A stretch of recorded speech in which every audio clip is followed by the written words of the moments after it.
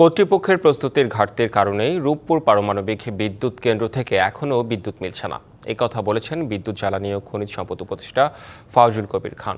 মঙ্গলবার বিদ্যুৎ ভবনে এক চুক্তি সই অনুষ্ঠানে এমন অভিযোগ করে তিনি বলেন, নিজেদের ব্যর্থতা আড়াল করতে আগে তারা সঞ্চালন লাইনের দোহাই দিত। এখন সঞ্চালন লাইন প্রস্তুত, কিন্তু রূপপুর পারমাণবিক বিদ্যুৎ কেন্দ্র প্রস্তুত নয়। অনুষ্ঠানে ছাদভিত্তিক সৌর বিদ্যুতের জন্য 5 মন্ত্রণালয় এবং সংস্থার সাথে চুক্তি করে বিদ্যুৎ বিভাগ।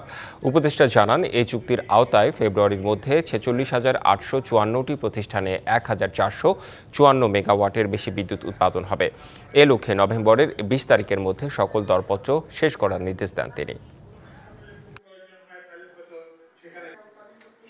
এটা মিনিস্ট্রি অফ সায়েন্স অ্যান্ড টেকনোলজির আন্ডারে আমাদের দুইটা রোল আছে। একটা রোল হচ্ছে যে ওদের যে ট্রান্সমিশন, তো আগে একটা অজুহাত নেওয়া হতো যে ওখান থেকে যে ট্রান্সমিশন লাইনটা হয় নাই, এই জন্য সেটা কিন্তু আমরা যথাসময়ে আমরা শেষ করে দিই।